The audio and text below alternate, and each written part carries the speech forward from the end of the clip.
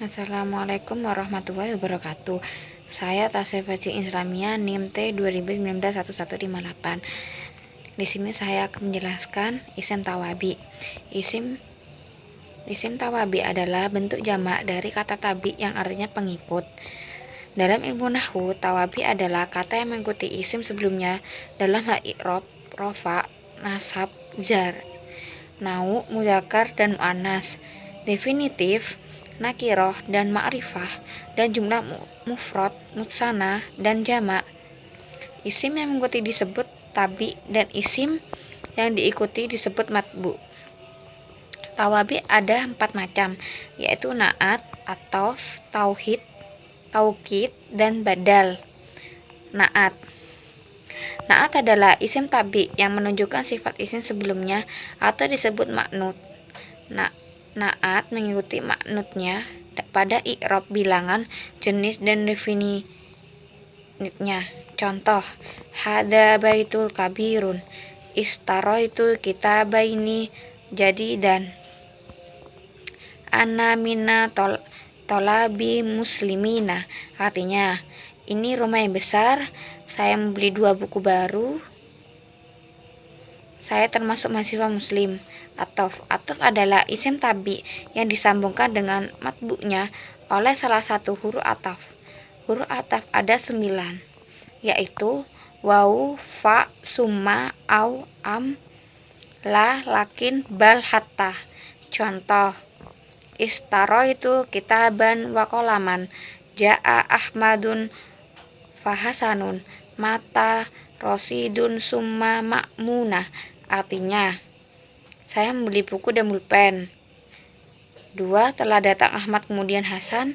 Yang ketiga, telah meninggal Ar-Rasyid, kemudian Al-Ma'mun.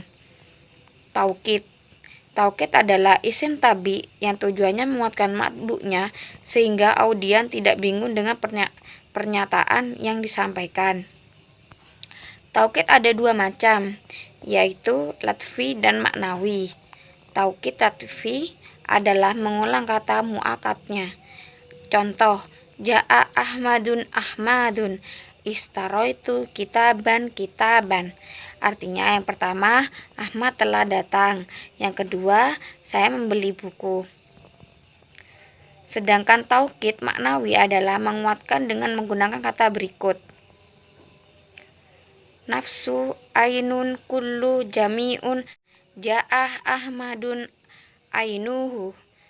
Yang kedua, fahajada malaikatu kulluhum. Artinya, Ahmad dirinya telah datang. Kedua, para malaikat semuanya bersujud. Badal adalah isim tabi yang bertujuan untuk menjelaskan atau mengkonfirmasi matbu'nya baik secara utuh atau bagian daripadanya. Kalimat yang mengikuti disebut badal dan kalimat yang diikutinya disebut mubdal minhu.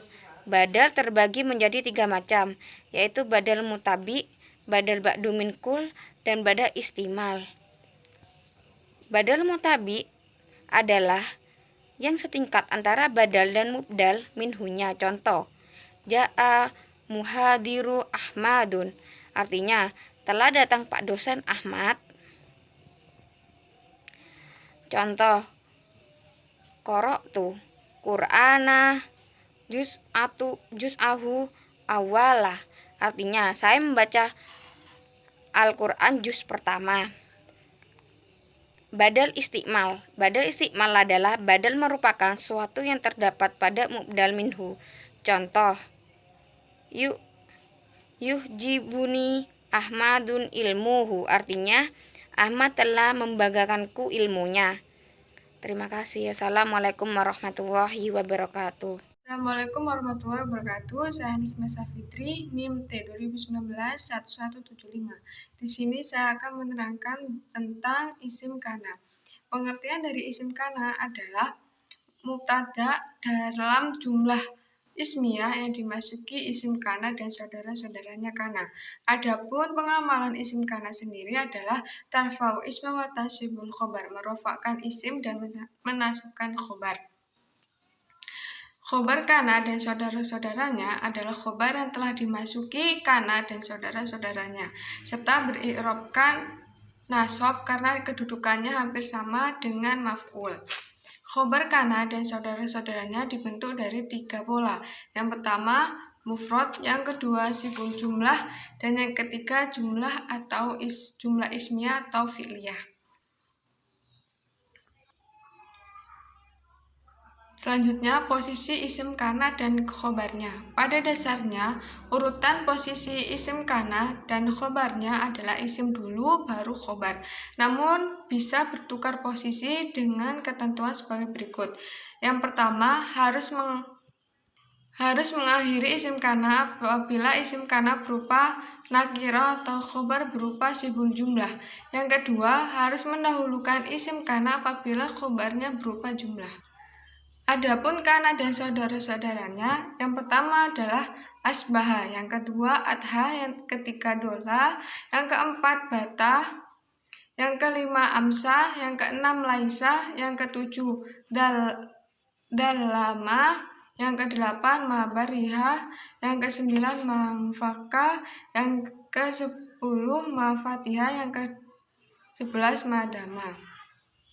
Adapun saudara-saudaranya kana, yang pertama ada asbaha, yang kedua adha, yang ketiga dola, yang keempat amsa, yang kelima bata, yang keenam laisa, yang ketujuh zalama, yang delapan mabariha, yang 9 mamfaka, dan yang ke-10 mafatia, dan yang ke-11 yaitu madama.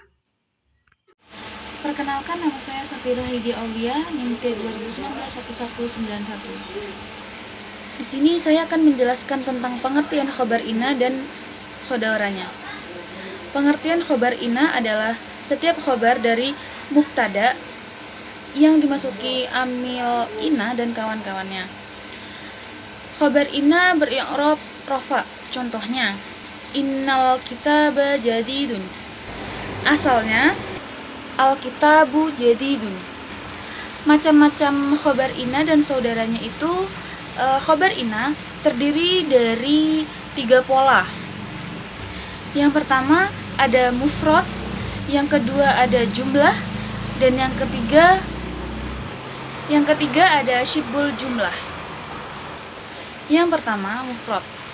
Yang dimaksud dengan mufrad di sini adalah kata yang dijadikan khobar ina hanya satu kata atau berupa idofah. Contohnya, Li'ala Ahmada Najihun. Ada juga contohnya, Innal Ahmad Mudirul Ma'had. Yang kedua ada syibul jumlah. Yang termasuk syibul jumlah adalah jar majarur atau zarof, baik itu zarof makan atau zarof zaman. Contohnya, innal mudhira fil maktabati. Yang ketiga ada jumlah atau ismiyah atau fi'liyah. Jumlah adalah kalimat yang sudah utuh. Dalam bahasa Arab, kalimat terbagi menjadi ismiyah dan fi'liyah. Jumlah ismiyah terdiri dari mubtada dan khobar, adapun jumlah fi'liyah terdiri dari fi'il dan fa'il. Jumlah bisa berkedudukan sebagai khobar ina. Contohnya, inna Ahmada abuhu mudarisun. Ketentuan-ketentuan khobar ina. Yang pertama ada khobar ina merupakan isim ma'ruf. Khobar ina merupakan isim marfu'. Ketentuan-ketentuan khobar ina. Yang pertama ada khobar ina merupakan isim marfu'.